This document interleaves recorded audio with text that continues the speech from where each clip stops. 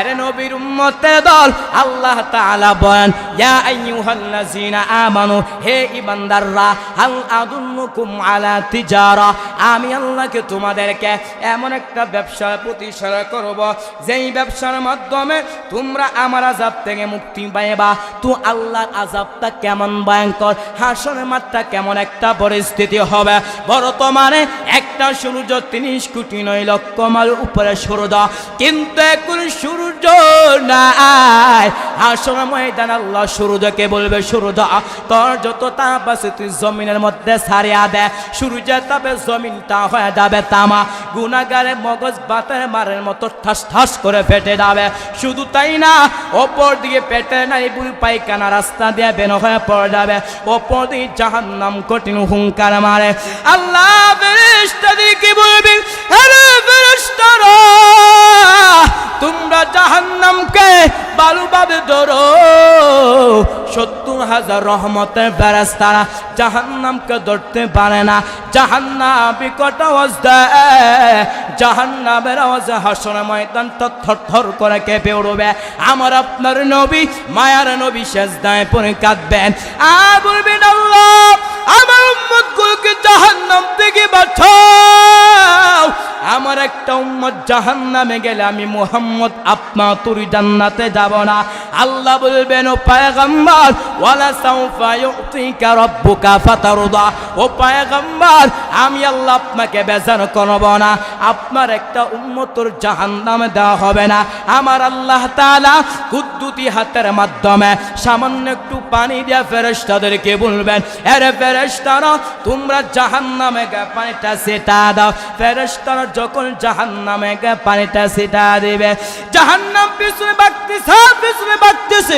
ফেরেশতারা বলবে আরে মালিক যেই জাহান্নামকে ৭০,০০০ রহমতের ফেরেশতারা জাহান্নামকে ধরতে পারে না, এটা কেমন পানি দিছ? এটা কি বাহাতে পায় নাকি জমজমে পায় নাকি কাউসারের পানি? আল্লাহ বলবে না রে ফেরেশতারা এটা জমজমের পানিও না, এটা কাউসারের পানিও না, এটা বাহাতের পানিও না। এই পানিটা হলো আমার আখির জামানার পয়গম্বরের উম্মতের চোখের পানি।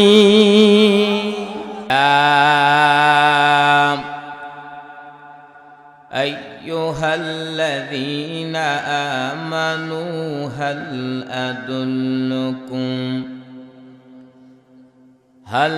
أدلكم على تجارة تنجيكم من عذاب أليم تؤمنون بالله ورسوله وتجاهدون في سبيل الله بأموالكم وأنفسكم ذلكم خير لكم إن كنتم تعلمون.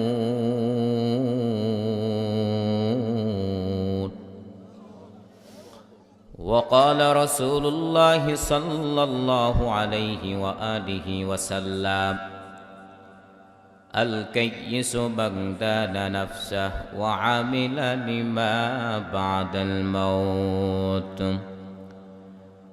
أو كما قال النبي عليه الصلاة والسلام. صدق الله مولانا العظيم وصدق رسوله النبي الكريم، ونحن على ذلك من الشاهدين والشاكرين والذاكرين، والحمد لله رب العالمين. मोमिन जो फिदा नक्श कफी पागे नबी हो, मोमिन जो फिदा नक्श कफी पागे नबी हो ज़ीर कदम आज भी आलम का खज़ीना हो ज़ीर कदम आज भी आलम का खजीना गर सुन्नत नबवी की करे पैरवी उम्मत गर सुन्नत नबवी की करे पैरवी उम्मत तूफ़ा से निकल जाएगा फिर इसका पसीना तूफ़ा से निकल जाएगा फिर इसका पसीना आशिक़ हो बेरे दरन शहन शाहिद आलम आशिक़ हो बेरे दरन शहन शाहिद आलम मिश्को से ज़ियादा मुबारक इसका पसीना मिश्को से ज़ियादा मुबारक इसका पसीना सुब्हानक ला इल्म लना इल्ला मा अल्लमतना इन्नका अंतल अलीमुल हकीम। ফয়জুর রহমান রহমতুল্লাহ আলাইহি হাফিজিয়া মাদ্রাসা হদ্দের বিঠা ত্রিশাল ময়মনসিংহ 22 নভেম্বর 2025 রোজ শনিবার ঐতিহাসিক ইসলামী মহাসম্মেলন মহতী মাহফিলে সম্মানিত সভাপতি মুফতি জহিরুল ইসলাম সাহেব হাফিজাহুল্লাহ উক্ত মাহফিলে আমন্ত্রিত ওয়াইজনে কেরাম উপস্থিত হয়েছেন সময়ের আলোচিত বক্তা আন্তর্জাতিক খ্যাতিসম্পন্ন মুফাসসির কুরআন হযরত মাওলানা মুফতি আল আমিন সাইফি ঢাকা হাফিজাহুল্লাহ হযরত আপনাদের মাঝে উপস্থিত আছে যথাসময়ে আলোচনা করবে। প্রধান বক্তা বিশেষ বক্তা মহতী মাহফিলে সম্মানিত সভাপতি প্রধান অতিথি বিশেষ অতিথিবৃন্দ জাতির মাতার মুকুট আরাসাতুল আম্বিয়া হযরত উলামায়ে কেরাম দূর দূরান্ত থেকে আল্লাহ পাকের আশিকিন জাকিরিন শাকিরিন মুহিব্বিন মুরব্বিন আজম আমার সমবয়সী কলিজার টুকরা যুবক বন্ধু হ্যান স্নেহের ছোট ভাই পর্দার অন্তরে শ্রদ্ধেয় সম্মানিত মা ও বোনেরা দয়াম আল্লাহ রব্বুল আলামিনের শঙ্কর শুকর সুজুদ যে আল্লাহ রব্বুল আলামিন বহুত বড় দামি মজমাই। কেমন দামি মজমা? নবী বলেন যে জায়গার মধ্যে দিনের কথাবার্তা নিয়ে মুজাকারা করা হয় ওই জায়গার চতুর্দিকে ফেরেশতারা ঘিরে থাকে। আরো জোরে বলেন। এমন দামি মজলিসে বসার তৌফিক দান করেছেন, এজন্য অন্তরস্থল থেকে কালিমাত শুকর আদায় করে আসমান এবং জমিনকে মুখরিত করে এক আওয়াজে উচ্চ কণ্ঠে কালিমাত শুকর আদায় করি আলহামদুলিল্লাহ। লাখ কোটি দরুদ ও সালাম সাইয়্যিদুল মুরসালিন রাহমাতুল আলামিন শফিউল মুজনবিন খাতামুন নবিয়্যিন জনাবে হযরত মুহাম্মদুর রাসূলুল্লাহ সাল্লাল্লাহু আলাইহি সাল্লামের উপর। আমি পবিত্র কোরআন কারীম থেকে দুইটা আয়াত এবং মহানবী শ্রেষ্ঠ নবী হায়াত নবীর জিন্দা নবীর অসংখ্য অগণিত অমেয় বাণী একটি হাদিস পাঠ করেছি। এই দুই আয়াত এবং হাদিসকে সামনে রেখে অল্প কিছুক্ষণ কথা বলবো। সর্বপ্রথম আমাকে তারপর আপনাদেরকে ইখলাসের উদ্দেশ্যে শোনার তৌফিক দান করে সবাই বলেন আমিন। আলোচনা শুরু করার পূর্বে যারা আলোচনা করবে, যারা আলোচক আছেন, যেখানে আলোচনা করবে, যেখানে যেই অবস্থা, ওই সমস্ত আলোচকদের কিছু দায়িত্ব আছে না? আমার পরেও যিনি আলোচনা করবেন এবং যারা করেছে যেখানে আলোচনা করবে প্রত্যেক বক্তার কিছু কি আছে? দায়িত্ব আছে। কি দায়িত্ব আছে? এক নম্বর দায়িত্ব হলো বক্তা যদি তার বিষয়ভিত্তিক নিয়ে আসে তাহলে জাতির সামনে সেই বিষয়ভিত্তিক উল্লেখ করা। বুঝতে পারছেন? অথবা যদি মনে করেন কোনো বিষয়ভিত্তিক উল্লেখ না থাকে, কমপক্ষে খুতবার মধ্যে যে আয়াত পাঠ করবে ওই আয়াত এবং হাদিসের অর্থ বলে দেওয়া। তাহলে প্রত্যেক শ্রোতাগণদের জন্য আলোচনা বোঝা সহজ হবে নাকি কঠিন হবে? আরো জোরে বলেন। আমার খুতবার আয়াতের মধ্যে আল্লাহ বলেন, ইয়া আইয়ুহাল্লাযিনা আমানু, হে ঈমানদাররা, হাল আদুল্লুকুম আলা তিজারা, আমি আল্লাহ কি তোমাদেরকে এমন একটা ব্যবসার প্রতি ইশারা করবা, তুনজিকুম মিন আযাবিন আলিম, যেই ব্যবসার মাধ্যমে তোমরা আমার আযাব থেকে মুক্তি পাইবা। তো ব্যবসাটা কি জানার ইচ্ছা আছে? শেষ পর্যন্ত থাকবেন তো? আল্লাহ বলেন, তো ব্যবসাটা কি? তুমিনুনা বিল্লাহি ওয়া রাসূলি, এক নাম্বার আল্লাহকে বিশ্বাস করবা, দুই নাম্বার হচ্ছে ওয়া রাসূলিহি, এবং তার রাসূলকে বিশ্বাস করবা। ওয়া তুজাহিদুনা ফি সাবিলিল্লাহি বিআমওয়ালিকুম ওয়া আনফুসিকুম, এবং তোমরা আল্লাহর রাস্তায় জিহাদ করবা। তো জিহাদ কয়ভাবে করবা? সরাহাতান আয়াতের মধ্যে দুইভাবে উল্লেখ আছে। কয়ভাবে? চিল্লায় বলেন। এক নাম্বার হচ্ছে আপনার সম্পদ আছে, ওই সম্পদ দিনের লাইনে দান সৎকার মাধ্যমে জিহাদ। আরেকটা হচ্ছে নিজের জীবনকে রণাঙ্গনে বিলীন করে দেওয়ার মাধ্যমে জিহাদ। যালিকুম খায়রুল লাকুম, ওইগুলোর মধ্যে কল্যাণ রয়েছে, ইন কুনতুম তা'লামুন, যদি তোমরা জানো। নবী বলেন, আল কাইয়িসু মান দানা নাফসাহ ওয়া আমিলা লিমা বা'দাল মউত, সৌভাগ্যবন্ত ব্যক্তি যে নাকি মৃত্যু হওয়ার পর কি হবে ওই বিষয় নিয়ে চিন্তা ফিরি করে। আপনারা যদি আমার হাদিসের অর্থ জেনে থাকেন, আমার কথার জবাব দেন। সৌভাগ্যবান কারা? যারা দুনিয়া নিয়ে চিন্তা ফিরি করে। হ্যাঁ না, সৌভাগ্যবান তারাই যারা দুনিয়া থেকে বিদায় হওয়ার পরে হিসাব নিকাশ হবে, হাসর নাসর হবে, যারা চিন্তা ফির করে তারাই হচ্ছে সবচেয়ে বড় সৌভাগ্যবান। এই হচ্ছে দুইটা আয়াত এবং হাদিসের অর্থ। বুঝতে পারছেন? খুব কষ্ট হচ্ছে। এবার আসেন ভিন্ন আলোচনা। যেহেতু হবিগঞ্জ থেকে আসছি, এজন্য মহব্বত কম না বেশি? আরো জোরে বলেন। চাহিদার ক্ষেত্রে মানুষ একটু দুনিয়ার পাগল বেশি, ঠিক না? এটা নবীর কথা বলতেছেন, ইয়াহরুমু ইবনু আদম ওয়া ইয়াশিব্বু মিনহু ইসনাদুল হিরসু আলাল মাল ওয়াল হিরসু আলাল উমরি। বনি আদম সন্তানদের দাড়ি চুল সব ফাঁকা হয়ে যাবে, পেকে যাবে, কিন্তু এমন দুইটা জিনিস আছে যে দুইটা জিনিস কখনো বৃদ্ধ হয় না। একটা হচ্ছে হিরসু আলাল মাল, সম্পত্তির প্রতি ভালোবাসা। দুই নাম্বার হচ্ছে ওয়াল হিরসু আলাল উমরি, বয়সের প্রতি ভালোবাসা। আপনি যত বৃদ্ধ হয়ে যাবেন, আল্লাহর বান্দা বলবে আরও যেন সম্পদ আসে, ঠিক না? আপনি যত বৃদ্ধ হয়ে যাবেন, আপনি চিন্তা ফিরি করবেন যে আমার জন্য আরও কিছু বয়স বেড়ে যায়। এজন্য যেহেতু হবিগঞ্জ থেকে আসছি, মহব্বত যেহেতু বেশি, এমন কিছু কথা বলবো যে কথাগুলো যদি আপনারা দুনিয়ার লাইনে প্রয়োগ করতে পারেন, আপনার দুনিয়ার জিন্দিগিতে আপনার সফল হয়ে যাবে। হুবহু ওই মূলনীতিগুলো যদি আপনারা আখিরাতের লাইনে প্রয়োগ করতে পারেন, আপনার আখিরাতের জিন্দিগি সফল হয়ে যাবে। কারণ সব বক্তারা তো আখিরাতের কথা বলে, ঠিক না? আমি একটু ব্যতিক্রম আলোচনা করব।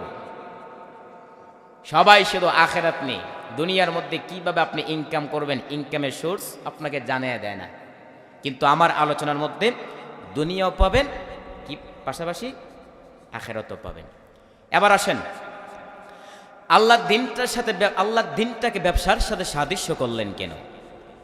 আল্লাহ তাআলা যদি ইচ্ছা করতেন অন্য কিছু পারতেন না? ক্ষমতা আছে। কোরআনের বিভিন্ন আয়াতের শেষের মধ্যে আছে আল্লাহু আলা কুল্লি শাইইন কাদির, ঠিক না হুজুর? আল্লাহ তো সব কাজের উপর সক্ষম থাকার পরেও আল্লাহ দিনটাকে ব্যবসার সাথে সাদৃশ্য করলেন কেন? তার এক নাম্বার জবাব, দুনিয়ার ব্যবসার মাধ্যমে বান্দা জীবিকা আহরণ করতে পারে, আর আখিরাতের ব্যবসার মাধ্যমে বান্দা আল্লাহর আযাব থেকে মুক্তি পায়। সুবহানাল্লাহ বলেন একটু জোরে। তো দুনিয়ার ক্ষেত্রে যারা ব্যবসা করতে চায় তাদের কিছু মূলনীতি আছে না? কথা বলেন। এক নাম্বার আসেন, যে আল্লাহর বান্দা ব্যবসা করতে চায় তার এক নাম্বার মূলনীতি হচ্ছে ওই ব্যবসা সম্পর্কে তার জ্ঞান থাকতে হবে। এই যে বাইরে আছে মাইক সাউন্ড নিয়ে, সে যদি ওই মাইক সাউন্ড সম্পর্কে যদি তার যোগ্যতা না থাকে, ব্যবসার মধ্যে সফলতা আসবে? আপনি মুদির ব্যবসা করেন, মুদির ব্যবসা সম্পর্কে আপনার জ্ঞান থাকতে হবে। ঠিক তেমনভাবে হুবহু আপনি নামাজ পড়তে চান, আপনি উযু করতে চান, ওই সমস্ত দিন আপনার শিক্ষা গ্রহণ করা লাগবে কিনা? এজন্য নবী বলতেছেন, তলাবুল ইলমি ফারিদাতুন আলা কুল্লি মুসলিম, প্রত্যেক নরের উপর ইলমের শিক্ষা করা কি ফরজ। এই যে মাদ্রাসার মধ্যে আপনার সন্তান আসতেছে, তারা দ্বীনি বিষয়ে শিক্ষা গ্রহণ করতে পারবে কিনা? তাহলে আমরা এক নাম্বার বুঝতে পেরেছি, যেই বান্দা ব্যবসা করতে চায় জ্ঞান লাগবে, ঠিক তেমনভাবে যেই বান্দা নামাজ পড়তে চা, যেই বান্দা রোজা রাখতে চা, যে ব্যক্তি হজ করতে চা, ওই ব্যক্তির জ্ঞান লাগবে কিনা? বুঝতে পারতেছেন? এবার 2 নাম্বার আসেন, যে আল্লাহর বান্দা ব্যবসা করতে চা, ওই ব্যক্তির পুঁজিও থাকতে হবে। কি থাকতে হবে? এই ব্যবসার মধ্যে তো আপনারা সফলতা লাভ করবেন, আমাদেরকে তো কিছু দিবেন না। যে হুজুর আপনি তো বয়ান করছিলেন, কিছু মূলনীতি বলছিলেন, আমরা শুনছিলাম, আমারও তো আর দিবেন না, দিবেন নাকি? একটু শুনেন। ব্যবসা যে ব্যক্তি করতে চা, ওই ব্যক্তির পুঁজিও থাকতে হয়। ঠিক তেমনভাবে যেই বান্দা নামাজ পড়তেছে, যেই বান্দা রোজা রাখতেছে, যে ব্যক্তি হজ করতেছে, ওই ব্যক্তির আমলটা আল্লাহর কাছে কবুল হতে হলে তার ঈমান থাকতে হবে। কথা বলেন? ঈমান যদি না থাকে আমল করে কোনো লাভ হবে? এটা কোরআনের কথা। ওয়াল্লাযিনা কাফারু আ'মালুহুম কাসারাবিন বিকিআতিন, যারা কাফের তাদের আমল নামা মরুচিকার মতো শূন্য হয়ে থাকবে। আপনি যখন মরুভূমির মধ্যে যাবেন, দূর থেকে দেখবেন পানি পানি করে চিৎ করে, যখন আপনি কাছে যাবেন দেখবেন সেটা তো পানি না, সেটা কি? হ্যাঁ, বালি। এজন্য ঈমান দামি সম্পদ। আমি আপনি সব সময় বলতাম যে এমন একটা জমানা আসবে যেই সময় হাতের তালুর মধ্যে আগুনের আঙ্গার রাখা কষ্টকর হবে। এমন একটা দিন আসবে যেই দিন ঈমান বাঁচিয়ে রাখা এত কষ্টকর হবে। এই সময়টা চলতেছে। এমনও সামনে উপস্থিত হবে, আল্লাহর বান্দা ঈমানদার অবস্থায় ঘর থেকে বের হবে, আবার বেঈমান অবস্থা ঘরের মধ্যে ফিরবে। ঠিক কিনা? এজন্য ঈমান দামি সম্পদ। আমি আপনি ওযু ভঙ্গের কারণ জানি, নামাজ ভঙ্গের কারণ জানি। একদিন কি চিন্তা ফির করেছেন যে ঈমান ভঙ্গের কারণ কয়টা? হ্যাঁ, জানেন? আল্লাহর বান্দা অনেকেই বলতেছে, হুজুর ঈমান ভঙ্গের কারণ তো জীবনে শুনি নাই। নামাজ ভঙ্গের কারণ জানি, ওযু ভঙ্গের কারণ জানি, রোজা ভঙ্গের কারণ জানি, ঈমান ভঙ্গের কারণ কি? 2টা মূলনীতি বলে যায়। 1 নাম্বার হচ্ছে, আল্লাহ আপনার উপর যতগুলো বিধান আরোপিত করেছেন, ওই বিধানকে যদি আপনি অস্বীকার করেন, ঈমান থাকবে? আরো জোরে বলেন। 2 নাম্বার হচ্ছে, আল্লাহ আপনার উপর যতগুলো বিধান আরোপিত করেছেন, ওই বিধানকে যদি আপনি একটু বাঁকা নজর দিয়ে তুচ্ছ হিসেবে গ্রহণ করেন, ঈমান থাকবে? তাহলে ঈমান একটা দামি সম্পদ। এই যে 2টা মূলনীতি বললাম, এই 2টা মূলনীতির উপর আমার আপনার আমল করা কখন সম্ভব হবে? যখন আমার আপনার ভিতরে ধৈর্য থাকবে। কি থাকবে? আর যদি ধৈর্য ধারণ করতে পারি, আল্লাহ তাআলা আমাকে আপনাকে বিনা হিসাবে জান্নাত দান করবে। আল্লাহ তাআলা বলেন, ইন্নামা ইউওয়াফাস সাবিরুনা আজরাহুম, ইন্নামা ইউওয়াফাস সাবিরুনা আজরাহুম বিগাইরি হিসাব।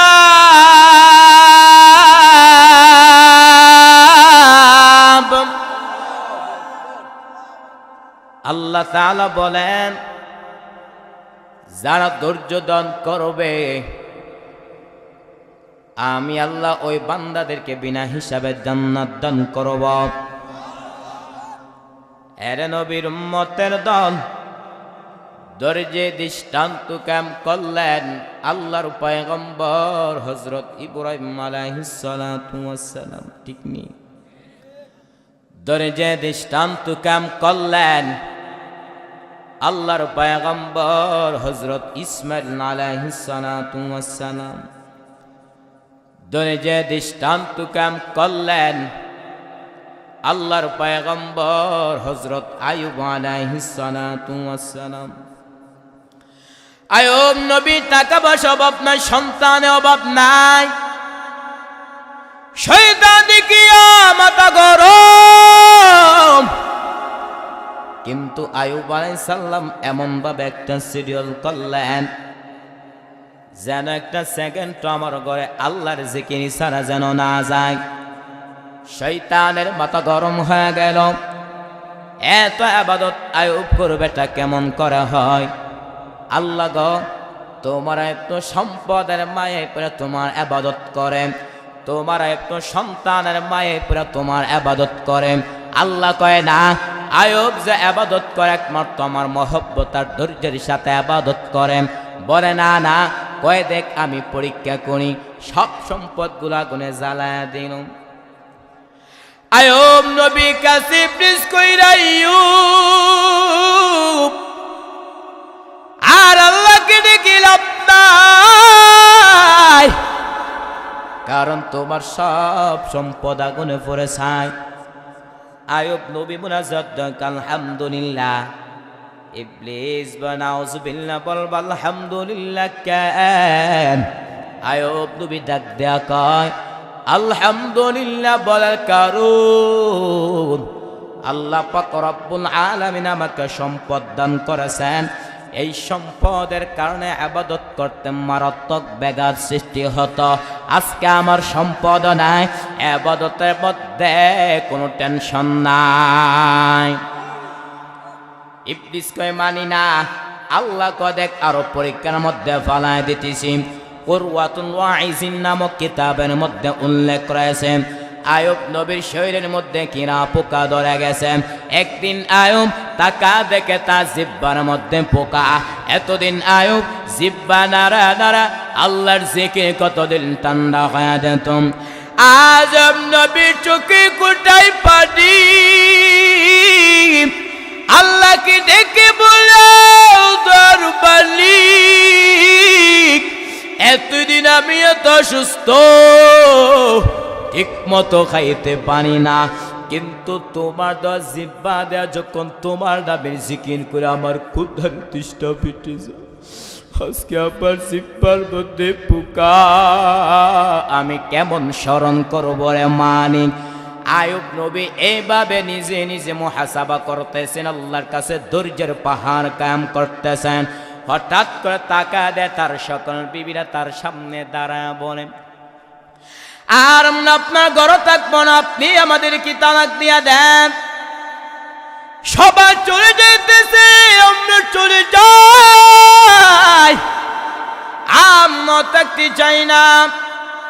আয়ুব নবী বলে যাও যাও, বিদায় না বিবিরা যেতেছে না। আপনি কান্না করে দরবালি দুনিয়াতে সন্তান যদি মার কাছে বাবার কাছে আশ্রয় নেই, আবার বাবা যদি সন্তানকে পাহাড় করে মায়ের কাছে আশ্রয় নেয়, কিন্তু শেষ পর্যন্ত প্রত্যেকটা মানুষের জীবনের আপন হতার আদরের বিবি ছাড়ার কেউ না। ওদের মালিক আজ আমার বেবি না আমার কাছ থেকে চলে যায়, তাছাড়া আল্লাহ আমার মনে কোনো কষ্ট না, কাছে অনুরোধ তুমি আমাকে ছেড়ে দিও না রে মালিক। দুনিয়া সব আমাকে চিড়ি চলে যাবি, আমাকে ছেড়ে দিন না রে মালিক। আয়ুব নবী কোথাও যদি আপনার চোখ ভেবে পানির ফুটাগুলো গায়ে পড়তেছেন, হঠাৎ করে তাকা দেয় তার একমাত্র বিবি রহমা। আয়ুব নবীর পায়ে কিনারায় বসে বসে কান্না করেন। আয়ুব নবী ভাই সবাই চলে গেছে, তুমি কেন যাও নাই কেন বিবি? রহমান আমু বিবি পাঁচ কান্না করি আর বলু পয়গম্বর আমার বাবা ইউসুফের কদ্দাবি, কিন্তু আমার তেমন কোনো আমল নাই। ওই যে হাসরের মাঠটা কেমন একটা পরিস্থিতি হবে, সূর্যের গরমে সহ্য করা যায় না, তা আমার জমিনে গরমে দাঁড়ানো যায় না। মুসা নবী কাঁদবেন আর বলবেন আল্লাহ বাড়ি বাঁচাও। ঈসা নবী কাঁদবেন আর বলবেন আল্লাহ বাড়ি বাঁচাও।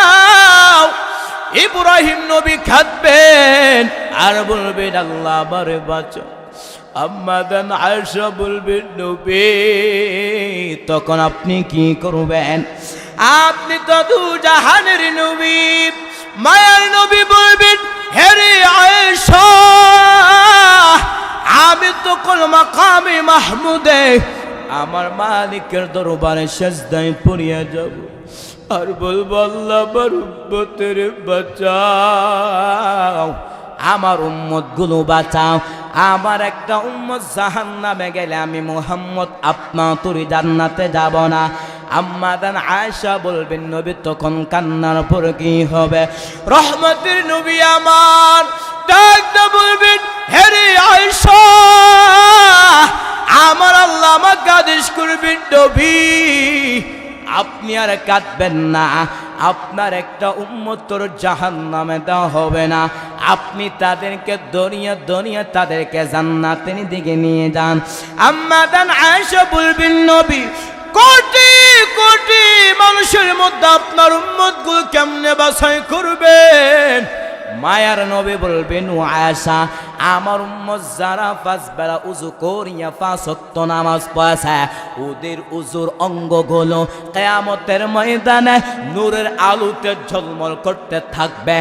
আমি নবী ওদেরকে দরিয়া দরিয়া তাদেরকে জান্নাতের দিকে নিয়ে যাব।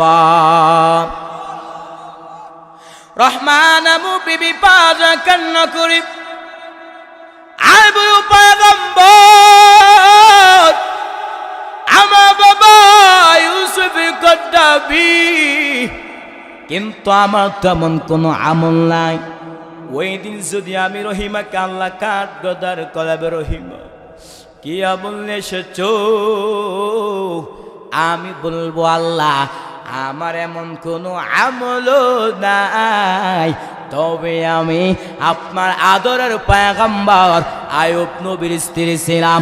আল্লাহ হয়তো মায়ার নজর দিয়া তাকাইয়া আমি রহিমাকে আল্লাহ মাফ করে দিতে পারে।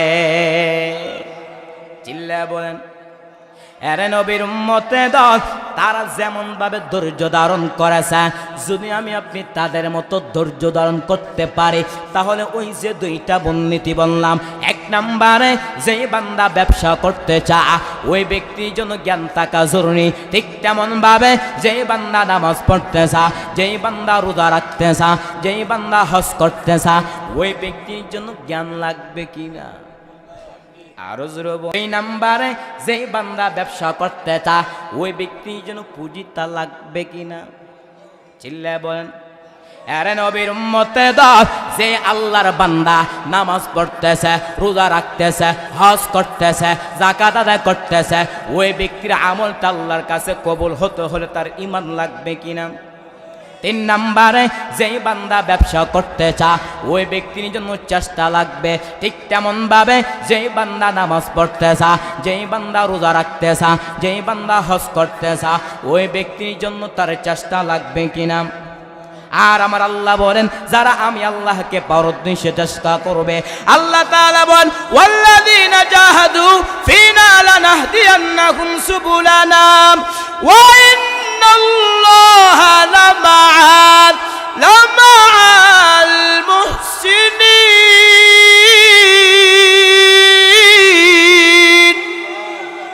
আল্লাহ বলেন যারা আমি আল্লাহকে পাওয়ার উদ্দেশ্যে চেষ্টা করবে আমি আল্লাহ ওই বান্দার জন্য অনেকগুলো রাস্তা দেখা দেব। এরে নবীর উম্মতে দল সাহাবায়ে কেরামের কথা বাদ দিলাম, চারজন ইমাম আছে। কয়জন ইমাম? চিল্লা বলেন। এক নম্বরে ইমামে আজম আবু হানিফা, দুই নম্বরে ইমাম শাফি রহমতুল্লাহি আলাইহি, তিন নম্বরে ইমাম মালিক রহমতুল্লাহি আলাইহি, চার নম্বরে ইমাম আহমদ বিন হাম্বল রহমতুল্লাহি আলাইহি। এরে নবীর উম্মতে দল তারা এক একজন কত বড় বুজুর্গ। ছোট্ট একটা ঘটনা বলতেছি, ভালো কোনো শ্রবণ করেন, চোখ দেওয়ার জন্য পানি আসে, একটু চিন্তা ফিকির করবেন। এরে নবীর উম্মতের দল জমানার কুতুব ইমাম মালিক রহমতুল্লাহি আলাইহি ওই আল্লাহর বান্দা মদিনার মধ্যে কাটা, কিন্তু একটা বার জুতা পায়ে পরিধান করেন না। এরে ইমাম মালিক 70 বছর তুমি বান্দা মদিনার মধ্যে জীবন কাটাও, কিন্তু একটা বড় জুতা পায়ে পরিধান করো নাই কেন? ইমাম মালিক বলেন আমি নবীর প্রতি আশাক, আমি যখন মদিনার অলিগলিতে জুতা লাগাইয়া হাঁটি আমি নাকটা লাগা দেখে পয়গম্বরের রওজা গেরান আমার নাকে লাগতেছে। ইমামুল আউয়ালিন আল আখিরিন بحر صدقة رحمة للعالمين শুধু জুদাস رحمة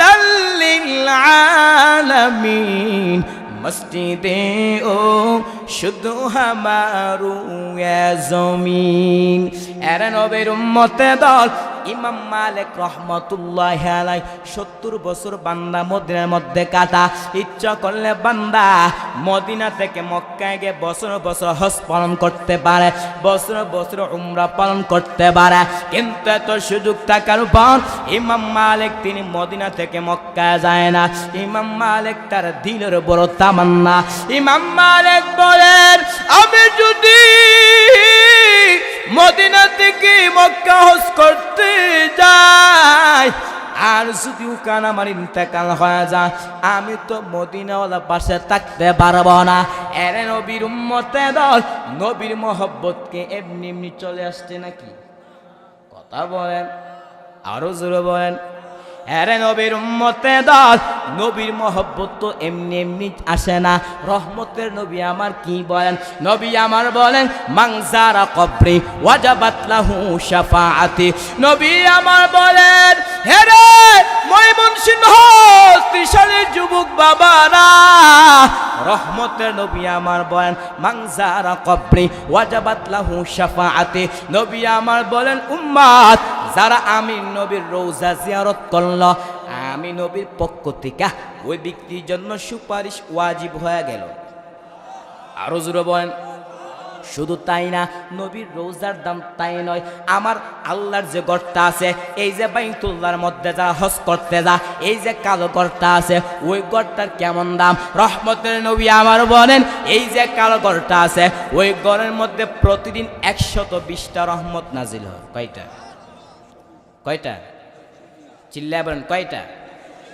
120টা রহমত নাজিল হয়। রহমতের নবী আমার বলেন, এই যে বাইতুল্লাহ আছে, ওই বাইতুল্লাহকে যারা সামনে রেখে জিয়ারত করবে, রহমতের নবী আমার বলেন, ওই ব্যক্তির উপর 60টা রহমত নাজিল হয়। কয়টা? এই কয়টা? 60টা রহমত নাজিল হয়। আর রহমতের নবী বলেন, যে আল্লাহর বান্দা আল্লাহর ঘরকে সামনে রেখে নামাজ পড়ে, ওই ব্যক্তির উপর 40টা রহমত নাজিল হয়। কয়টা? রহমতের নবী আমার বই, উম্মত যেই সকল বান্দা ও আল্লাহ যে কালো ঘরটা আছে, যারা জিয়ারত করে না, নামাজও পড়ে না, আর শুধু তাকা থাকে আর বলে, এটা আমার মালিকের ঘর, আমি বাংলাদেশ থেকে মক্কার জমিনে আসলাম আল্লাহর ঘরকে দেখার জন্য। ওই আল্লাহ বান্দা চোখে পানি পালাইয়া আর বলে, এটা আমার রবের ঘর, আর মনের অন্তরে যারা মিটায়, রহমতের নবী আমার বলেন, ওই ব্যক্তির উপর 20টা রহমত নাজিল হয়। এরে নবীর উম্মতে দল ইমাম মালিক রহমতুল্লাহি আলাইহি এত সুযোগ থাকার পর মদিনা থেকে মক্কা যায় না। ইমাম মালিক তার দিনের বড় তামান্না, আমি যদি মদিনা থেকে মক্কা হজ করতে যাই, আর যদি ওখানে আমার ইন্তেকাল হয়ে যায়, আমি তো মদিনাওয়ালা পাশে থাকতে পারবো না। এরে নবীর উম্মতে দল একদিন ঘুমের ঘরে ইমাম মালিকের সাথে নবীর মুলাকাত হয়ে গেছে স্বপ্নের মধ্যে। আল্লাহু আকবার বলেন, একসাথে চিৎকার দিয়ে বলেন। ইমাম মালিক নবীর সাথে কথা শুরু করে দিলেন। ইমাম মালিক বলেন, ওগো রহমতের নবী, আজকে আপনার সাথে আমার অন্য কোনো বিষয় কথা না। ও পয়গম্বর, আপনি আমাকে জানা দেন আমার হায়াতটা কত? রহমতের নবী আমার ডান হাত উঁচু করে 5টা আঙ্গুল দেখাইছে।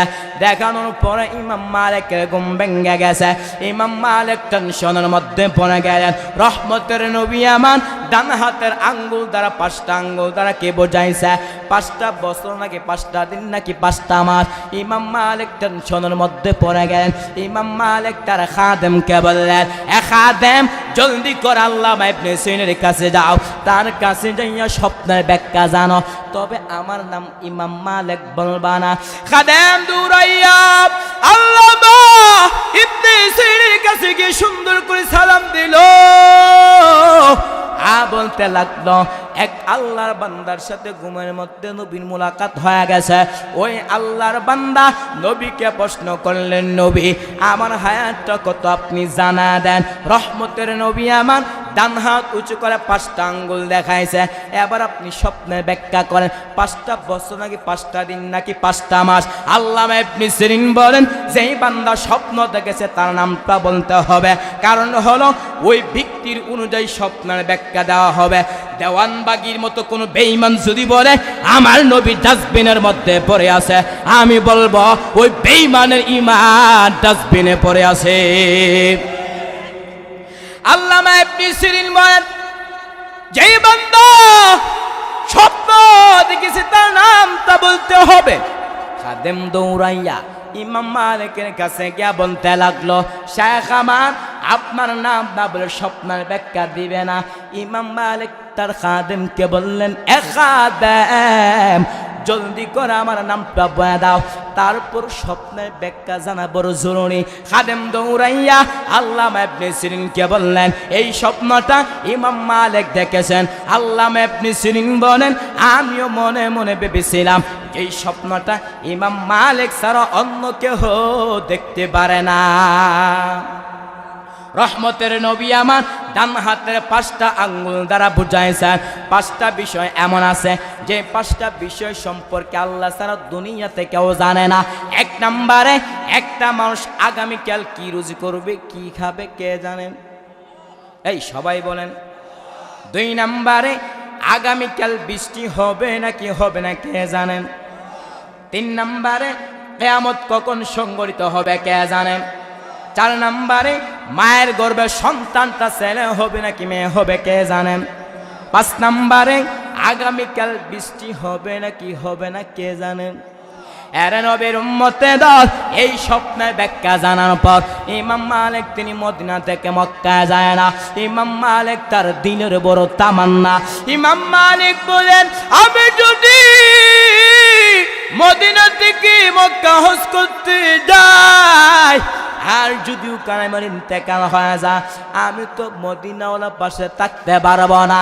এর নবীর উম্মতে দল তারা যেমন ভাবে নবীকে মহব্বত করছে, নবীও কি তাদের প্রতি কি কম মহব্বত নাকি?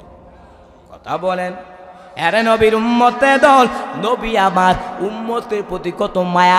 আম্মা জান আয়েশা বলেন, এর আমার সাহাবায়ে কেরাম আমি এবং রাসূল একই বিছানার মধ্যে শোয়ার পরে হঠাৎ করে দেখতে পাইলাম নবী আমার পাশে নাই। নবীকে খোঁজার জন্য হাঁটতে হাঁটতে গিয়ে দেখলাম রহমতের নবী আমার জান্নাতুল বাকির মধ্যে যাইয়া উম্মতের মাগফিরাত কামনা করতেছেন। আর আল্লাহ কি বলতেছেন, ইন তুআযিবহুম ফাইন্নাহুম ইবাদুক ওয়া ইন তাগফির লাহুম ফাইন্নাকা আনতাল আজিজুল হাকীম।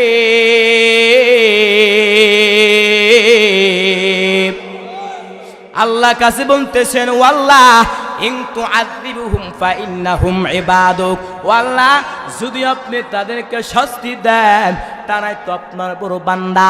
ওয়া ইন তাগফির লাহুম, যদি আপনি তাদেরকে ক্ষমা করে দেন আপনি তো হচ্ছে প্রজ্ঞাময় পরাক্রমশালী। এর নবীর উম্মতে দল যেই রহমতের নবী আমার জান্নাতুল বাকির মধ্যে যাইয়া উম্মতের মাগফিরাত কামনা করে, ওই নবীর সুপারিশ ছাড়া কি জান্নাতে যাওয়া সম্ভব হবে? চিল্লায় বলেন, আগা নবীর উম্মতেরা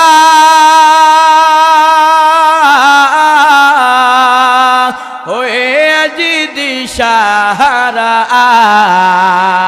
কোরআন হাদিসের চলো যখন যাহা চাই মনে, নবী বিনে কে দরাবে ফুল সিরাত মিজানে, নবী বিনে কে দরাবে ফুল সিরাত মিজানে। চলো চলো চলো মুমিন চলো নবীর সন্ধানে, নবী বিনে কে দরাবে ফুল সিরাত মিজানে, নবী বিনে কে দরাবে ফুলসিরাত মিজানে। এরে নবীর উম্মতে দল, তারা যেমন ভাবে চেষ্টা করেছেন, যদি আমি আপনি চেষ্টা করতে পারি, রাস্তা দেখাবে কে? চিল্লা বলেন। আল্লাহ বলেন ওয়াল্লাযিনা জাহাদু ফিনা লানাহদিয়ান্নাহুম সুবুলানা ওয়া ইন্নাল্লাহা লামাআল মুহসিনিন।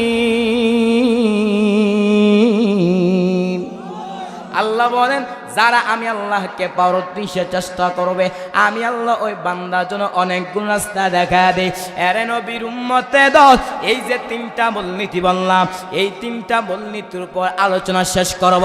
আল্লাহ বলেন ইয়া আইয়ুহাল্লাযিনা আমানু, হে ঈমানদাররা, হাল আদুল্লুকুম আলা তিজারা, আমি আল্লাহকে তোমাদেরকে এমন একটা ব্যবসার প্রতি ইশারা করব, যেই ব্যবসার মাধ্যমে তোমরা আমার আযাব থেকে মুক্তি পাইবা।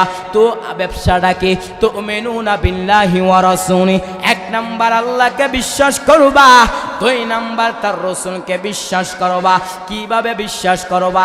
সাহাবায়ে কেরাম তারা যেমন ভাবে নবীর মহব্বত দেখাইছে, সাহাবায়ে কেরাম তারা যেমন ভাবে বিশ্বাস দেখাইছে, সাহাবায়ে কেরাম তারা কেমন ভাবে নবীর মহব্বত বিশ্বাস দেখাইছে।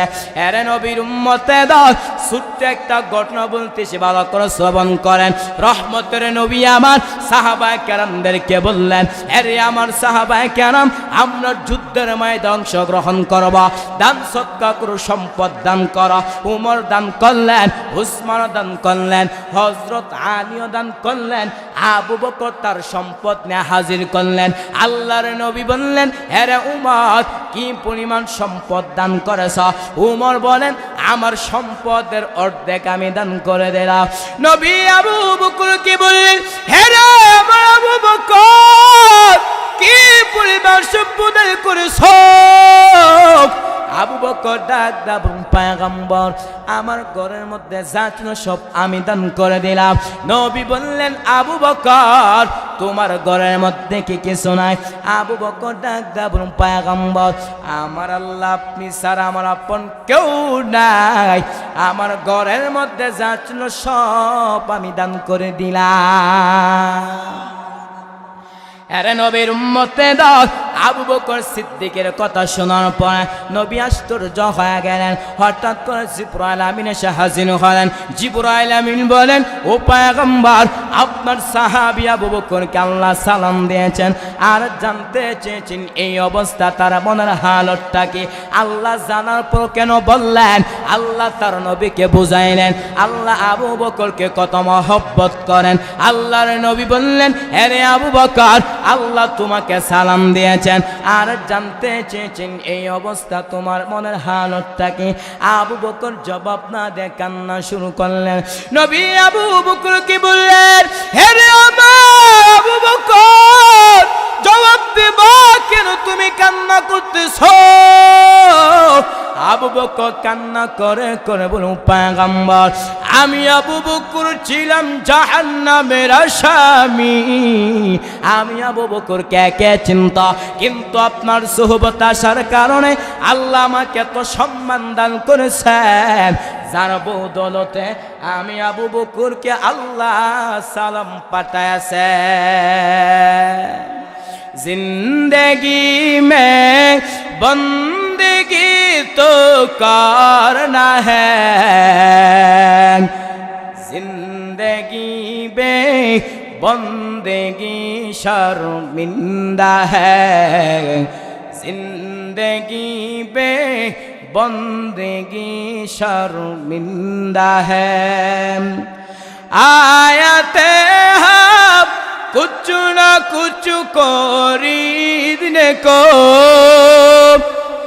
जैसे हो रोशन मेरे कल्ब रूह, वरना कोई चारा तो जहाँ मैं नहीं, वरना कोई चारा तो जहाँ मैं नहीं। जिंदगी में बंदगी तो करना है, जिंदगी बे बंदगी शर्मिंदा है, जिंदगी बे बंदगी शर्मिंदा है। दुनिया में हो दुनिया का तलबगार न हो, बाजार से गुजर हो खरीदार न हो। ए दुनिया एक मिसल कागज़ फूल है, ए दुनिया एक मिसल कागज़ फूल है। जिंदगी में बंदगी तो करना है, जिंदगी में बंदगी शर्मिंदा है, जिंदगी में बंदगी शर्मिंदा है। अरे नबीर उम्मते दल आलोचना কি চলবে? সত্যি চলবে নাকি? আলোচনা যদি শুনতে চান একটু সামনে চলে আসেন। লা ইলাহা, পিছনে জায়গা নাই, সামনে সামনে চলে আসেন। ইল্লাল্লাহ লা ইলাহা, লোকটা গেল কই? উনি গেছে কই লোকটা? বেটা গাদা। ইল্লাল্লাহ লা ইলাহা,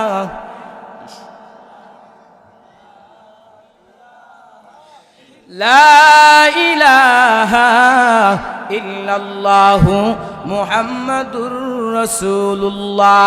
এর নবীর উম্মতে দল আল্লাহ তাআলা বলেন, ইয়া আইয়ুহাল্লাযীনা আমানু, হে ঈমানদারগণ, হাল আদুল্লুকুম আলা তিজারা, আমি আল্লাহকে তোমাদেরকে এমন একটা ব্যবসার প্রতি ইশারা করব যেই ব্যবসার মাধ্যমে তোমরা আমার আযাব থেকে মুক্তি পাইবা। তো আল্লাহর আযাবটা কি? তুমিনুনা বিল্লাহি ওয়া রাসূলি, এক নম্বরে কাকে বিশ্বাস করবেন? আরো জোরে বলেন। দুই নম্বরে তার রসুলকে বিশ্বাস করতে হবে। সাহাবায়ে কেরাম তারা কেমন ভাবে বিশ্বাস দেখাইছেন কিছুক্ষণ পূর্বে ঘটনা বললাম।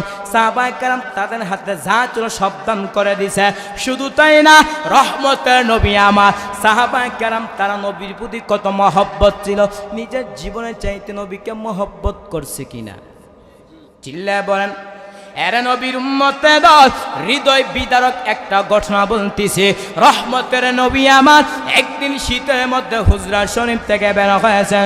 নবী দেখতেছেন আল্লাহর নবী একজন সাহাবী নবীজির কামরার সামনে দাঁড়াইয়া শীতের মধ্যে ধর করে কাঁপতেছে।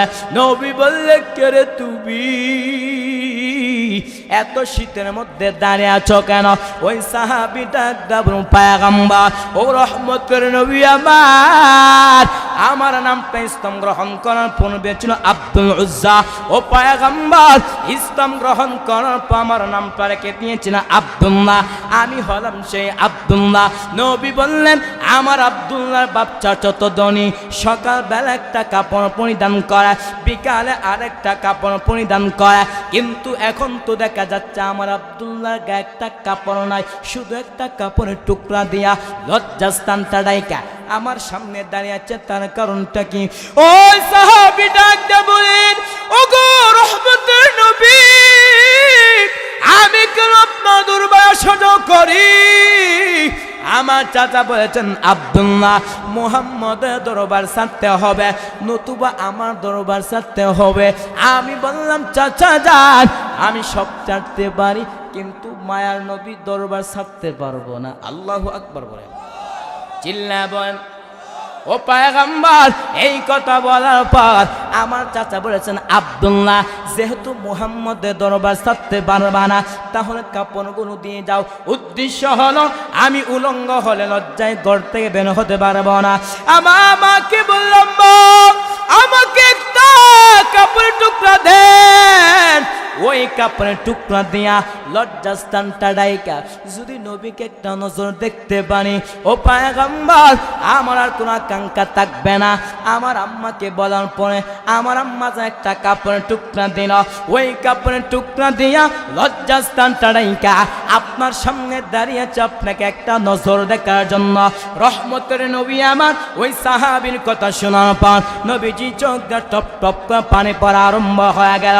নবী বললেন, হে আব্দুল্লাহ, আর বল তোর মনে কোনো আকাঙ্ক্ষা আসেনি? আব্দুল্লাহ চোখে পানি ফেলে কান্না করার বল, পয়গম্বর ও গো রহমতের নবী আমার এমন কোনো আকাঙ্ক্ষা নাই, তবে আপনি আমার জন্য দোয়া করেন আল্লাহ যেন আমাকে শাহাদাত মৃত্যু দান করে। রহমতের নবী আমার ওই সাহাবীর জন্য যখন দোয়া করল, হঠাৎ করে একটা যুদ্ধ আসলো। আব্দুল্লাহ রাস্তার মধ্যে দুনিয়া চাইলে বিদায় হয়ে চলে গেলেন। নবী আমার সাহাবাকে বলি, হেরে আমার সাহাবাকেরাম, আমার আব্দুল্লাহকে তোমরা সুন্দর করে গোসল করাও, আমি নিজে রাসূল আব্দুল্লাহ জানাজাটা পড়াইব।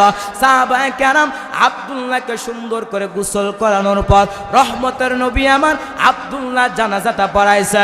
সাহাবায়ে কেরাম আব্দুল্লাহর লাশটা নিয়ে যখন কবরের কাছে উপস্থিত হয়ে গেলেন, রহমতের নবী আমার বললেন, হেরে আমার সাহাবায়ে কেরাম, কেউ তোমরা কবরের মধ্যে প্রবেশ করবা না, আমি নিজে রাসূল কবরের মধ্যে প্রবেশ করব। রহমতের নবী আমার কবরের মধ্যে প্রবেশ করার পর সাহাবায়ে কেরামদেরকে বললেন, আরে আমার সাহাবায়ে কেরাম, আমার আব্দুল্লাহর লাশটা আমার হাতে দাও। নবীর হাতে আব্দুল্লাহর লাশটা দেওয়ার পর রহমতের নবী আমার লাশটা আকাশে দিকে উঁচু কইরা বলতেছেন, ও মালিক, আমি আব্দুল্লাহ উপর সন্তুষ্ট হইলাম, তুমিও তার উপর সন্তুষ্ট হয়ে যাও। মরণের চিঠি যখন আসবে আমার, আমার তালকিন দিও বারে বার, প্রাণ ভরে দেখিব চেহারা তোমায়, দেখে নাও রওজা তোমায়। আল্লাহু আকবার বলেন।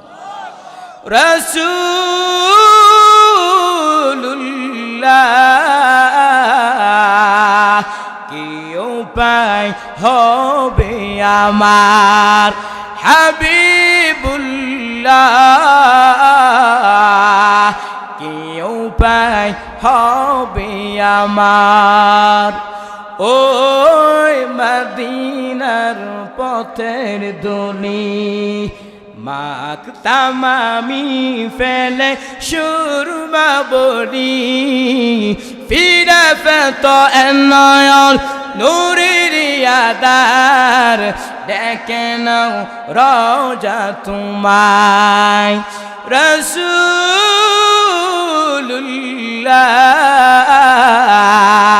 কি উপায় হবে আমার, হাবিবুল্লাহ কি উপায় হবে আমার। এর নবীর উম্মতের দল আল্লাহ তাআলা বলেন, ইয়া আইয়ুহাল্লাযীনা আমানু, হে ঈমানদাররা, হাল আদুল্লুকুম আলা তিজারা, আমি আল্লাহকে তোমাদেরকে এমন একটা ব্যবসার প্রতিষ্ঠা করব, যেই ব্যবসার মাধ্যমে তোমরা আমার আযাব থেকে মুক্তি পাইবা। তো আল্লাহর আযাবটা কেমন ভয়ঙ্কর, হাসরের মাঠটা কেমন একটা পরিস্থিতি হবে। বর্তমানে একটা সূর্য 30 কোটি 9 লক্ষ মাইল উপরে সূর্য, কিন্তু এখন সূর্য নাই। হাসরের ময়দানে আল্লাহ সূর্যকে বলবে, সূর্য তোর যত তাপ আছে তুই জমিনের মধ্যে ছাড়িয়া দে। সূর্যের তাপে জমিনটা হয়ে যাবে তামা, গুনাহগারের মগজ বাতের মারের মতো ঠাস ঠাস করে ফেটে যাবে। শুধু তাই না, ওপর দিকে পেটে নাই বুড়ি পায়খানা রাস্তা দিয়ে বের হয়ে পড়ে যাবে। ওপর দিকে জাহান্নাম কঠিন হুঙ্কার মারে। আল্লাহ ফেরেশতাদেরকে বলবে, আরে ফেরেশতারা, তোমরা জাহান্নামকে ভালোভাবে ধরো। 70,000 রহমতের ফেরেশতারা জাহান্নামকে ধরতে পারে না। জাহান্নাম বিকট আওয়াজ দেয়, জাহান্নামের আওয়াজে হাসরের ময়দানটা থরথর করে কেঁপে উঠবে। আমার আপনার নবী, মায়ার নবী সেজদায় পড়ে কাঁদবেন আর বলবেন, আল্লাহ আমার উম্মতগুলোকে আমাকে জাহান্নাম থেকে বাঁচাও, আমার একটা উম্মত জাহান্নামে গেলে আমি মুহাম্মদ আপনার তুই জান্নাতে যাব না। আল্লাহ বলবেন ও পয়গম্বর ওয়ালা সাউফা ইউতিকা রাব্বুকা ফাতারদা, ও পয়গম্বর আমি আল্লাহ আপনাকে বেজার করব না, আপনার একটা উম্মতর জাহান্নামে দেওয়া হবে না। আমার আল্লাহ তাআলা কুদ্দুতি হাতের মাধ্যমে সামান্য একটু পানি দিয়ে ফেরেশতাদেরকে বলবেন, আরে ফেরেশতারা তোমরা জাহান্নামে গিয়ে পানিটা ছিটা দাও। ফেরেশতারা যখন জাহান্নামে গিয়ে পানিটা ছিটা দিবে, জাহান্নাম পিছনে বাঁকতেছে। ফেরেশতারা বলবে, আরে মালিক, যেই জাহান্নামকে 70,000 রহমতের ফেরেশতারা জাহান্নামকে ধরতে পারে না, এটা কেমন পানি দিছ? এটা কি বাহাতে পায় নাকি জমজমে পায় নাকি কাউসারের পানি? আল্লাহ বলবে, না রে ফেরেশতারা, এটা জমজমের পানিও না, এটা কাউসারের পানিও না, এটা বাহাতের পানিও না। এই পানিটা হলো আমার আখির জামানার পয়গম্বরের উম্মতের চোখের পানি। নবীর উম্মতের দল আল্লাহ জাহান্নাম থেকে মুক্তি দিবে। হাসরের মাঠের অবস্থা বললাম, এবার জাহান্নামের আগুনটা কেমন ভয়ঙ্কর হবেন শুনবেন না বাঁকবেন? কারা কারা শুনবেন না হাত তোলা দেন। হ্যাঁ, আমার ক্যামেরাম্যানও ভুল করে। ও না, এটা বুঝে নাই। এরে নবীর উম্মতের দল জাহান্নামের আগুনটা কেমন ভয়ঙ্কর হবে।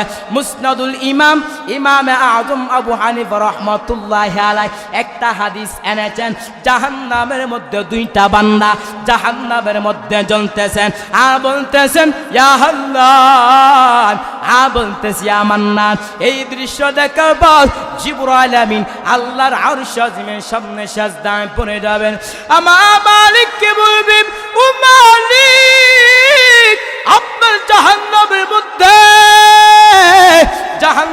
মধ্যে দুইটা বান্দা জাহান্নামের মধ্যে জ্বলতেছেন, আর বলতেছি ইয়া হান্নান, আর বলতেছি ইয়া মান্নান। ও আল্লাহ, যদি ওয়াদা দেন ওই দুইটা বান্দাকে আপনার সামনে হাজির করব। আল্লাহ বলবি, জিবরাইল যাও জাহান্নামের মধ্য থেকে ইয়া হান্নান ইয়া মান্নান বললে ওরা লোকগুলোকে আমার সামনে হাজির করো। জিবরাইল আমিন জাহান্নামের মালিক ফেরেশতাকে যখন বলবে, মালিক ফেরেশতা জাহান্নামের অমুক স্থানের মধ্যে আনাচে কানাচে খুঁজতে থাকবে, কিন্তু দুইটা বান্দার বডিগুলো খুঁজে পাবে না। মালিক ফেরেশতা জিবরাইল আমিনকে বলবেন, আরে জিবরাইল আমিন জাহান্নামের মধ্যে ওই দুইটা বান্দাগুলো তো খুঁজে পাইতেছি না। জিবরাইল আমিন আবার আল্লাহর আরশ আজিমের সামনে সিজদায় পড়ে যাবে। আমার মালিককে বলবি, ও মালিক, জাহান্নামের মধ্যে তো ওই দুইটা বান্দাগুলো তো খুঁজে পাইতেছি না। আল্লাহ বলবি, জিবরাইল, ওই সময় আমার অনুমতি ছাড়া গিয়েছ, যাও যাও জাহান্নামের অমুক স্থানের মধ্যে গিয়ে দেখবা দুইটা বান্দা জাহান্নামের মধ্যে জ্বলতেছেন আর বলতেছেন ইয়া হান্নান, আর বলতেছি ইয়া মান্নান। জিবরাইল আমিন জাহান্নামের মালিক ফেরেশতাকে যখন বলবে, মালিক ফেরেশতা জাহান্নামের অমুক স্থানের মধ্যে গিয়ে দেখবে ওই দুইটা বান্দা জাহান্নামের মধ্যে জ্বলতে জ্বলতে একদম আগুনে আঙ্গার হয়ে গেছে। মালিক ফেরেশতা ওই দুইটা আঙ্গার জিবরাইল আমিনের কাছে যখন নিয়ে আসবে, জিবরাইল আমিন আল্লাহর আরশ আজিমের সামনে যখন পেশ করা হবে, ওই দুইটা বান্দা বলবে, ও মালিক, আপনার জাহান্নাম এত ভয়ঙ্কর, আল্লাহ আমাদের আর সহ্য হচ্ছে না, আপনি আমাদেরকে একটু জান্নাতের নিয়ামতটা দান করেন। আল্লাহ বলবি, বান্দা, আমি আল্লাহ তোর এত সুন্দর জমিন দিলাম, আমি আল্লাহ তো সুন্দর আসমান দিলাম, আমি আল্লাহ তো সুন্দর খাবারের ব্যবস্থা দিলাম, তার একমাত্র কারণ হলো আমার ইবাদত করার জন্য। আবার তোমরা ধারণা করছো আমি আল্লাহর কাছে আসবে না? আল্লাহ বলেন, أفحسبتم أنما خلقناكم عبثا وأنكم إلينا لا ترجعون।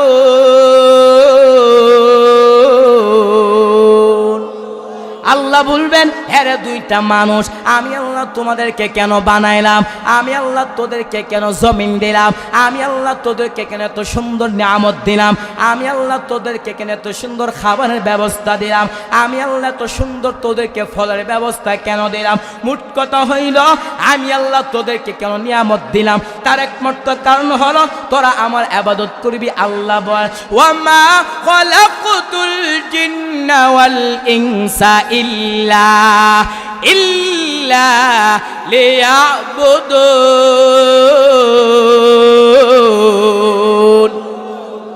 আল্লাহ বলবেন এরা দুইটা মানুষ আমি আল্লাহ তোদেরকে বানাইলাম আমার ইবাদত করার জন্য। আজকে তোরা ইবাদত করো না, তোমাদেরকে জান্নাতে হবে না। ওই দুইটা বান্দা বলবি মালিক, আপনার একটা নাম ছিল হান্নান, আপনার আর একটা নাম ছিল মান্নান। ও আল্লাহ, এই নামগুলো উসিন আপনি আমাদেরকে একটু জান্নাতে নিয়ামতটা দান করেন। রহমতের নবী আমার বলেন ওই দুইটা বান্দাকে আল্লাহ 1000 বছর জাহান্নামের মধ্যে দেওয়ার পরে আল্লাহ সিফুতি নামের উসিলায় ওই দুইটা বান্দাকে আল্লাহ জান্নাতের নিয়ামতটা দান করবেন। ইয়া ইলাহি তু মেরা মাবুদ है, या इलाही तू मेरा माशूक़ है, या इलाही मुझसे मुझको दूर कर ताकि देखो मुझ में तुझको एक नजर, या इलाही तू मेरा हन्नान है, या इलाही तू मेरा मन्नान है। कुफ्र शिरक मेरे दिल से दूर कर, मेरे दिल में इश्क हक गुलजार कर। এরে নবীর উম্মতের আল্লাহ তাআলা বলেন ইয়া আইয়ুহাল্লাযিনা আমানু,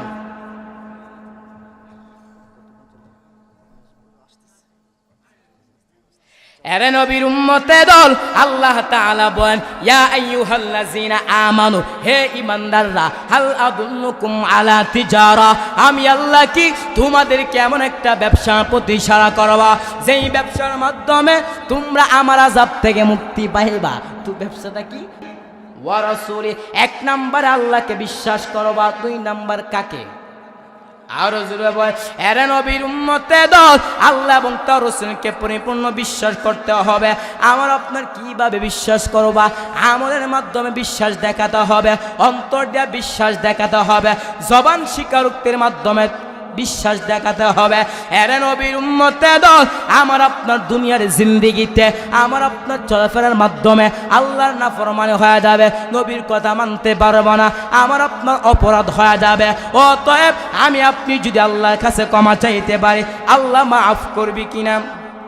আরো জোরে বল এরে নবীর উম্মতের দল আল্লাহ তাআলা বলেন কুল ইয়া ইবাদিয়াল্লাযিনা আসরাফু, কুল ইয়া ইবাদিয়াল্লাযিনা আসরাফু আলা আনফুসিহিম লা তাকনাতু মির রাহমাতিল্লাহ ইন্নাল্লাহা ইয়াগফিরুয যুনুবা জামিআ ইন্নাহু হুয়াল গফুরুর রহিম।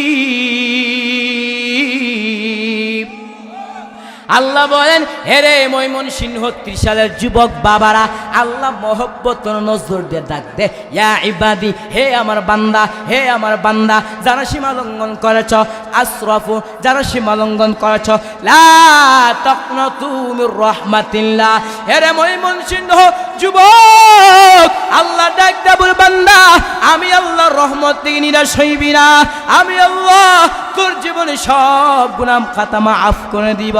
এরে নবীর উম্মতের দল আমার আল্লাহ তাআলা মাফ করার জন্য তো দুনিয়ার সবাই যখন ঘুমায়া যায়, এই যে ত্রিশাল এলাকার সমস্ত মানুষরা যখন ঘুমায়া থাকে, আমার আল্লাহ প্রথম আসমানের মধ্যে হিসাবে আলামিন মুস্তারজিকিন ফাআরজুকাহু আলামিন মুস্তাগফিরিন ফাআগফির লাহু, আমার আল্লাহ তাআলা প্রথম আসমান আসমানের মধ্যে আইসা বলে, হে রে আব্দুল করিম, হে রে আব্দুল সাত্তার, হে রে আব্দুল জব্বার, হে রে আব্দুল করিম, আমি আল্লাহ তাআলার কাছে ক্ষমা চা, আমি আল্লাহ তোকে মাফ করে দিব।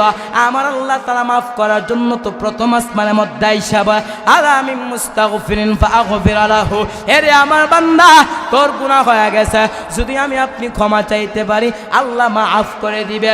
শুধু তাই না, আলা আমি মুস্তারজিকিন ফারজুকাহু, আমার আল্লাহ তা প্রথম আসমানের মধ্যে আইসা বলে, হে রে আল্লাহ বান্দা, হে রে আমার বান্দা, আমি আল্লাহ কাছে রিজিক চাও, আমি আল্লাহ তোর রিজিকের ওয়াসাআত বাড়ায় দিব, প্রশস্ততা বাড়ায় দিব। এরে নবীর উম্মতে দল, এজন্য আল্লাহর কাছে চাইতে হবে। আল্লাহর কাছে যদি চাইতে পারে আল্লাহ মাফ করবে কিনা? আরো জোরে বল, এরে নবীর উম্মতে দল, ছোট্ট একটা ঘটনা বলতেছি, বল করো শ্রবণ করে। মুসা পয়গম্বর মানুষদের কিনা যখন দোয়ার ব্যবস্থা করলেন, আল্লাহ জিবরাইল আমিনকে পাঠাইলেন, ও জিবরাইল আমিন আপনি মুসা পয়গম্বরকে জানা দাও, ও মুসা পয়গম্বর আপনি যে মজলিসের মধ্যে দোয়ার ব্যবস্থা করেছেন, ওই মজলিসের মধ্যে একজন জিনাকার আছে, তাকে উঠায়া দাও, নইলে জমিনের মধ্যে বৃষ্টি দেওয়া হবে না। মুসা নবী তো গরম মেজাজের নবী, ধমক দিয়া বল, কে জিনাকার, তাড়াতাড়ি মসজিদ থেকে উঠে যাও, তোমার কারণে জমিনের মধ্যে বৃষ্টি হয় না। আল্লাহ বললেন, মুসা পয়গম্বর এই আলান করার পর আল্লাহর বান্দা যে জিনাকার, আল্লাহর বান্দা এদিক সেদিক তাকাইতেছে, দেখতেছেন কোন ব্যক্তি উঠতেছে না। ওই আল্লাহর বান্দা বুঝরা আর বাকি নাই, আমি হইলাম বড় জিনাকার। ওই আল্লাহর বান্দা তার মনটা আল্লাহর দিকে এমন ভাবে ফিরাইছেন, আল্লাহকে বলতেছেন, ও মালিক 40টা বছর জিনা করছি, মা জানতো না, বাবা জানতো না, ও আল্লাহ আজকে আমি যদি মসজিদ থেকে উঠে যাই সবাই চিনে ফেলবে আমি জিনাকার। ও আল্লাহ আমি তওবা করতেছি, আর জীবনে মাফ করব না। এরে নবীর উম্মতের দল, ওই আল্লাহর বান্দা এমন ভাবে আল্লাহ তাআলার কাছে তওবা করেছে, আল্লাহর কুদরতি অন্তরের মধ্যে মায়া পয়দা হয়ে গেছে, সাথে সাথে মিশরের জমিনটা মেঘাচ্ছন্ন হয়ে গেল।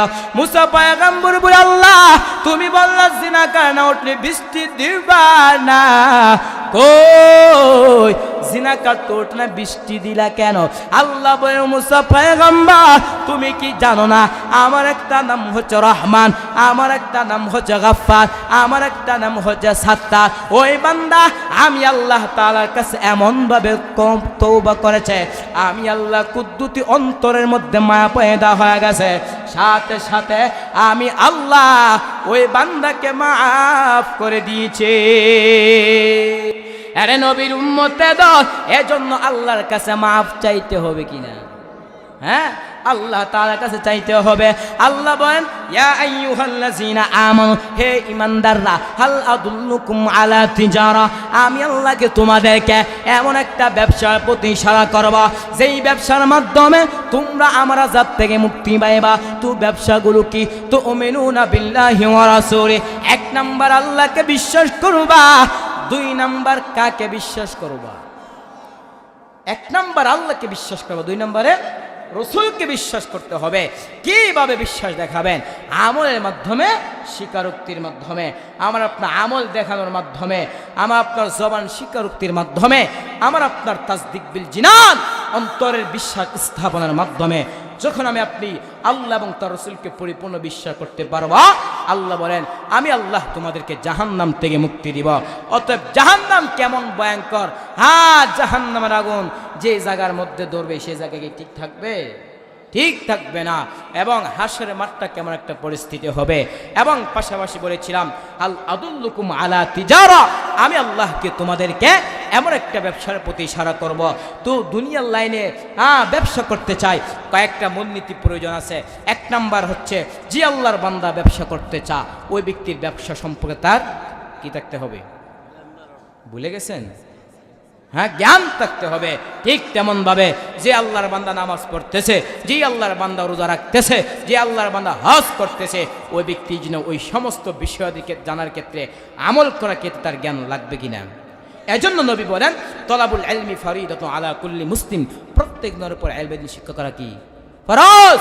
2 নাম্বার বলেছিলাম, যে আল্লাহর বান্দা ব্যবসা করতে চা ওই ব্যক্তির পুজো থাকতে হবে। ঠিক তেমনভাবে যে আল্লাহর বান্দা নামাজ পড়তেছে, যে আল্লাহর বান্দা রোজা রাখতেছে, যে আল্লাহর বান্দা হজ করতেছে, ওই ব্যক্তির আমলটা আল্লাহর কাছে কবুল হতে হলে তার ঈমান থাকতে হবে। কি থাকতে হবে? ঈমান থাকতে হবে। ঈমান যদি না থাকে আমল করে কোনো লাভ হবে না। আল্লাহ বলতেছেন, হ্যাঁ, ওয়াল্লাযিনা কাফারু আ'মালুহুম কাসরাবিন বিকআতিন, যারা কাফের তাদের আমলনামা মরুচিকার মতো শূন্য হয়ে থাকবে। 3 নাম্বার বলেছিলাম যে আল্লাহর বান্দা ব্যবসা করতে চা ওই ব্যক্তির পর্যাপ্ত পরিমাণ চেষ্টা লাগবে। ঠিক তেমনভাবে আমার আপনি দুনিয়ার লাইনে আখিরাতের লাইনে থাকতে হলে আমার আপনার চেষ্টা করতে হবে। আল্লাহ বলেন, আস-সা'উ মিন্নি ওয়াল ইতমামু মিনাল্লাহ, বান্দার কাজ চেষ্টা করে পূরণ করবে কে? এই পূরণ করবে আল্লাহ। এজন্য আল্লাহ বলেন, ওয়াল্লাযিনা জাহাদু ফিনা লানাহদিয়ান্নাহুম সুবুলানা, যারা আমি আল্লাহকে পাওয়ার উদ্দেশ্যে চেষ্টা করবে আমি আল্লাহ ওই বান্দার জন্য অনেকগুলো রাস্তা দেখায় দেই। সাবিল এক বচন, তার বহু বচন হচ্ছে সুবুল। অতএব এই যে আমরা অল্প কিছুক্ষণ টুটাপাটা কিছু আমরা কথাবার্তা বলেছি দিনের লাইনে, দিনের লাইনে এবং দিনের স্বার্থে, আল্লাহ পাক সবাইকে তৌফিক দান করে বলেন আমিন। 4 নাম্বার কথা হচ্ছে দুনিয়ার লাইনে ব্যবসা করতে চান, যেই আল্লাহর বান্দা ব্যবসা করে ওই যারা ব্যবসা করে তাদের সাথে চলাফেরা করতে হবে। ঠিক তেমনভাবে আপনি ইমানদার, আপনি দিনের উপর আছেন, আপনার জন্য উচিত হচ্ছে যেই আল্লাহর বান্দারা দিনদার আছে ওই দিনদার ক্ষেত্রে তার দিনের সাথে চলাফেরা লাগবে কিনা কথা বলেন। সহবতে সা লেহতুরাসা লেহকুনাত, সহবতে তা লেহতুরাতা লেহকুনাত। সৎসঙ্গে স্বর্গবাস, অসৎসঙ্গে সর্বনাশ। অতএব এই যে 4টা মূলনীতি বললাম, 1 নম্বরে ব্যবসা করতে চান জ্ঞান থাকতে হবে, ঠিক তেমনভাবে দিনের উপর চলতে চান দিন সম্পর্কে জ্ঞান লাগবে। 2 নাম্বার হচ্ছে ব্যবসা করতে চান পুঁজি থাকতে হবে, ঠিক তেমনভাবে আমার আপনার নামাজ, আমার আপনার রোজা, আমার আপনার হজ, আমার আপনার যাকাত আল্লাহর কাছে কবুল হতে হলে ঈমান থাকতে হবে। 3 নাম্বার আলোচনা ছিল ব্যবসা করতে চান পর্যাপ্ত পরিমাণ আপনার চেষ্টা লাগবে, ঠিক তেমনভাবে নামাজ পড়তে চান রোজা রাখতে চান চেষ্টা লাগবে কিনা। 4 নাম্বার হচ্ছে ব্যবসা করেন, আপনি যারা ব্যবসা করে তাদের সাথে আপনার চলাফেরা লাগবে, ঠিক তেমনভাবে আপনি দিনের উপর চলতে চান যেই সমস্ত আল্লাহর বান্দা দিনদার আছে তাদের সাথে চলাফেরা করতে হবে। আজকে আল্লাহ পাক আমাদেরকে 4টা মূলনীতির উপর আমল করার তৌফিক দান করুক। আমাদের আজকের মাহফিলের প্রধান আকর্ষণ সারা বাংলার আলোড়ন সৃষ্টিকারী বক্তা, আন্তর্জাতিক খ্যাতি সম্পন্ন মুফাসসির কোরআন মুফতি আল আমিন সাইফি হাফিজাহুল্লাহ হযরত ইতিমধ্যে স্টেজে উপস্থিত হয়েছেন। অনেক কুকিল কণ্ঠে আমরা আলোচনা শুনব। আল্লাহ পাক আমাদের সবাইকে যেন হুজুরের কথাগুলো শুনে আমার আপনার জীবনে পথ হিসেবে আমরা নিতে পারি। আল্লাহ পাক সবাইকে তৌফিক দান করুক। ওয়া আখিরা দাওয়ানা আলহামদুলিল্লাহ রাব্বিল আলামিন।